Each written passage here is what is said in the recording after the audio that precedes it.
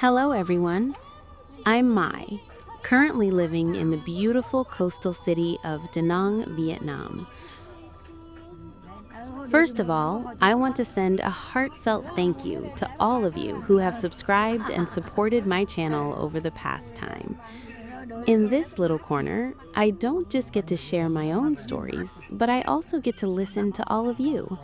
There are viewers who leave comments that make me feel so familiar and warm, just like my own grandparents, parents, and close friends. You guys are truly so lovely. Your precious advice and words of encouragement bring me so much emotion and joy.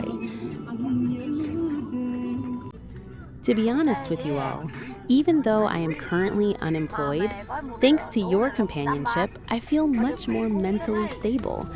I'm starting to find simple joys and a sense of peace that back when I was rushing with work, I accidentally missed out on. Right now, my channel has luckily reached over 1,000 subscribers, and I am currently waiting for YouTube's review. 5 days have passed, and there is still no result. Honestly, I am quite restless and anxious. This is my first time filming videos, figuring things out on my own, and sharing my life online, so I don't have any experience at all. I just hope everything goes smoothly. It's 1:30 p.m. now. This afternoon, my whole family will get in the car to visit my maternal grandparents in our hometown and attend a wedding tomorrow. The journey from my parents' house in the mountains, taking the only main road to the plains where my grandparents live, is about 100 kilometers long and takes about 2 hours by car.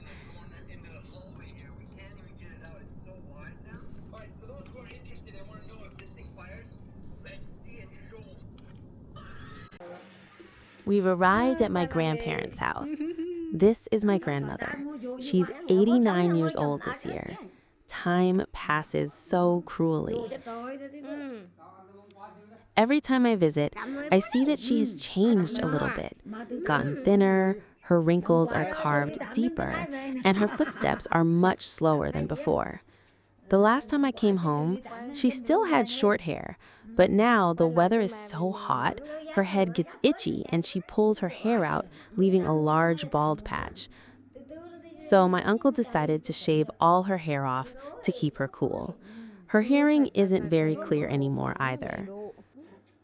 The weather down here in the plains is much hotter than up in the mountains.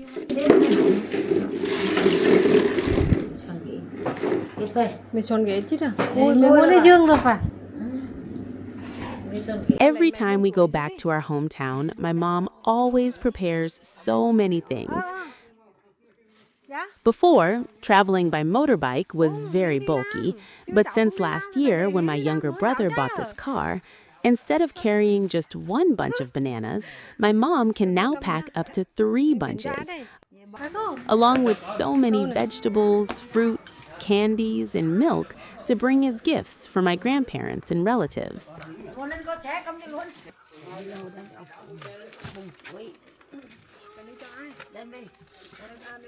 I'm helping my mom carry things inside.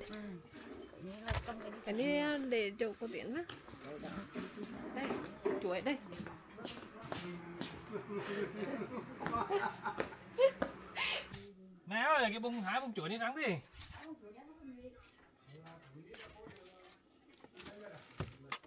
The sun is harsh, and there aren't many shade trees around the house. It's so hot that even the dogs in the front yard can barely breathe. When he was alive, my grandfather really loved keeping dogs and cats. Now I don't see any cats left, just these 2 dogs. In the countryside, dogs and cats usually roam free and are rarely vaccinated.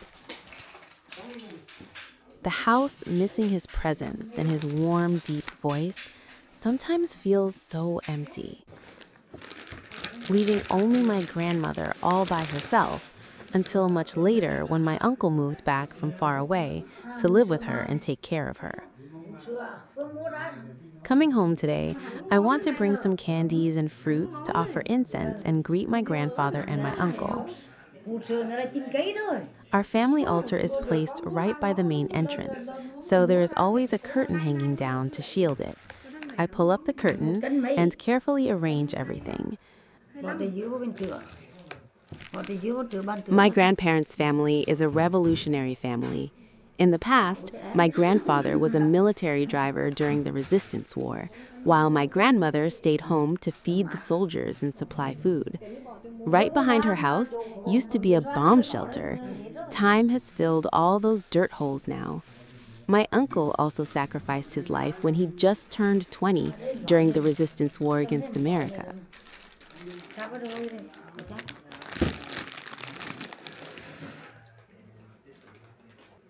My mom told me to place a carton of milk on my grandfather's altar first, before taking it down as a blessing for my grandmother to drink. I light a stick of incense, bow my head, and pray. Hello, Grandpa. Hello, Uncle. I'm home to visit Grandma and you today. I hope you both are always at peace up there, and please bless Grandma with good health.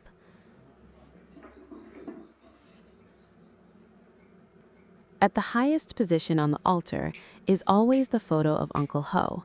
For my family and many other Vietnamese families, he is the great father of the nation. For us Vietnamese, lighting a stick of incense is not merely a ritual. It is the most simple and respectful way for descendants to send our greetings and remember our ancestors, along with our departed loved ones. That delicate, warm smoke is like an invisible bridge, connecting those who stay with the world of those who have gone far away. This house, it holds countless memories. The traditional Lunar New Year's, the years my grandfather was sick in the hospital, and then in 2022, he passed away. After offering incense, my whole family goes out to sit and catch the breeze on the front porch. I quickly capture this moment. I'm 35 years old, my mom is 60, and my grandmother is 89. 3 generations of women in one frame. Do you see my high cheekbones? I probably inherited this feature from my mom and my grandmother. Sỏi ra bên đi, sỏi cả cái vạt ra sau đi, cầu khảo để đi người dỗ cho luôn cái tóc đó đây, ngồi chắc là ngồi cười mình chắp, con không biết nói ăn chay bây giờ cũng chơi. The temperature right now is 37 degrees Celsius. It's so hot that my brother's little son, who rarely agrees to eat sweet choux, is now sitting obediently letting his dad feed him. It's so hot that even a young person like me feels exhausted, let alone my grandmother and the little kids. Nặng giò quá đang bữa chiều qua ăn cơm.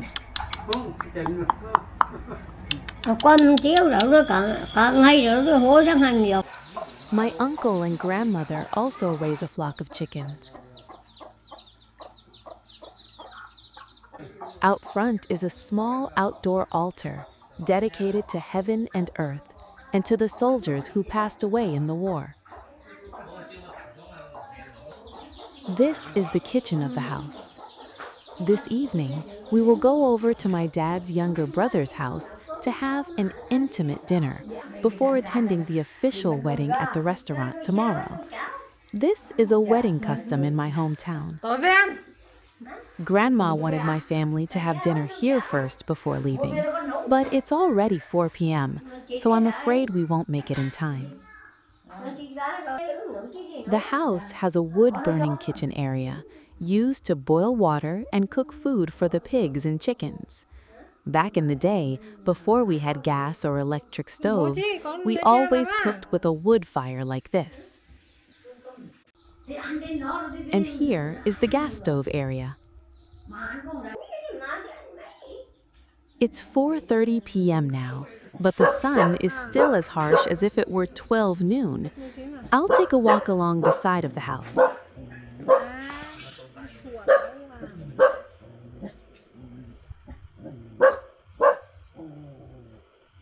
Here are some farming tools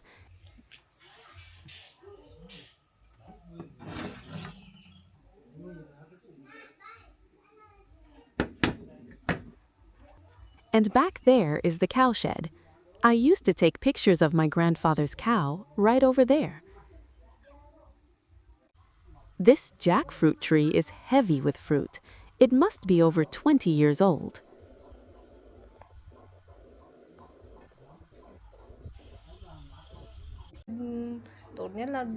Stepping into the room, this is the bed where my grandfather used to sleep. Under the bed is still the foot massage machine I bought him 7 years ago. Since the day he passed away, the machine has gathered dust. Who knows if it still works?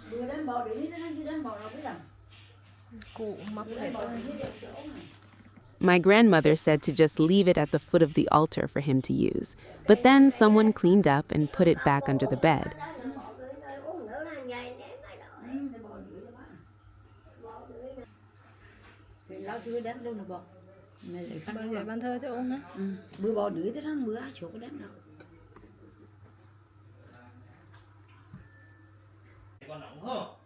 And this is the iron cabinet. I've seen it since I was a little kid. It's all rusted out, but still works perfectly fine.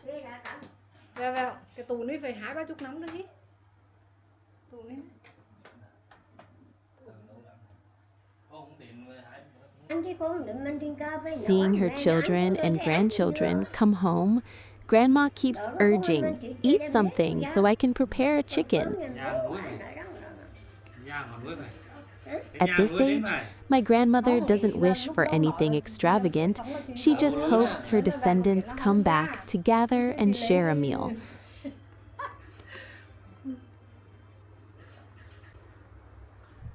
My face right now is shiny with sweat and oil from the heat. I quickly give Grandma $19 for her pocket money. Every time I come home, I usually give her money and buy lots of supplements, but now that I am unemployed, my income isn't like before, so I can only give her this much. Seeing her smile, I just pray that she stays healthy so that every time I step back into this house of memories, I can still see her waiting at the door.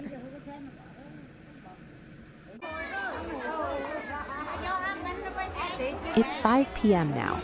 We are moving to my uncle's house to attend the intimate dinner. According to the wedding customs in my hometown, the night before the official wedding, the family will host a small party for relatives and close neighbors to eat, drink, and sing together to congratulate the bride and groom. The food has been pre-cooked, covered with clear plastic wrap, and carefully placed on over 10 banquet tables. There is salty braised fish, boiled meat, sour soup. My favorite dish is bánh luộc, a traditional dumpling very popular in central Vietnam, made from tapioca flour with a filling of shrimp, meat, and wood ear mushrooms. If you ever travel to Da Nang, remember to try this dish. I'm so hungry. I have to quickly shovel down a bowl of rice to fill my empty stomach first. It's so hot like this. You just have to eat really fast. Sitting at the same table with me are relatives, but to be honest, I don't know everyone's names. My paternal grandparents passed away a long time ago, and I rarely visit, so we have gradually drifted apart.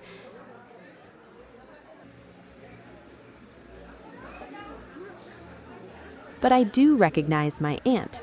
She is 67 years old this year. Her life has been so hard. Her husband passed away early, and then 5 years ago, her eldest son and daughter-in-law also passed away suddenly, leaving behind 3 bewildered orphaned grandchildren. The youngest was just born then and has just turned 5 now. Today, that 67-year-old woman, along with her second son, who is 40 this year but still unmarried, have to bend their backs clinging to a few plots of farmland to raise the 3 grandchildren. After eating, I secretly hand her a little money, telling her to buy more milk for the youngest. Though it's not much, I hope to share a little warmth of family love with her. Every year, around Tet or the beginning of the new school year, my mom will send some new clothes and a little extra money to my aunt to help her out a bit, as much as she can.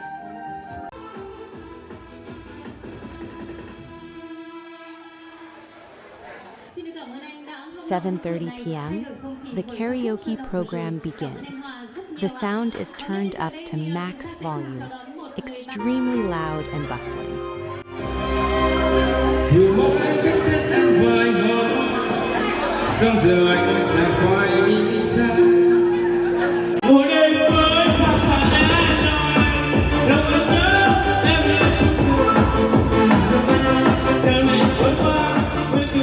Amid that booming atmosphere, I happen to sit opposite a very gentle elderly neighbor.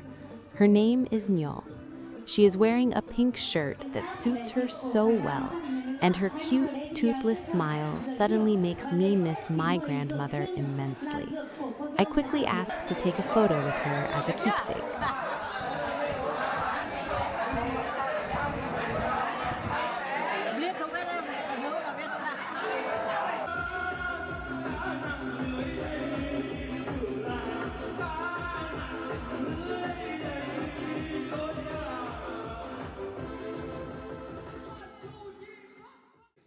A day has passed with so many emotional levels, from the quiet, nostalgic feel of my grandmother's old house to the bustling, noisy atmosphere of the evening wedding party.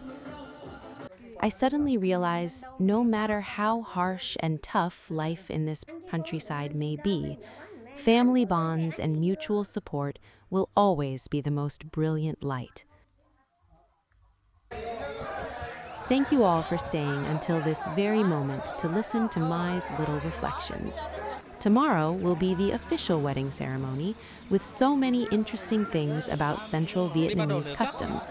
See you all in the next video. Wishing everyone a truly peaceful night.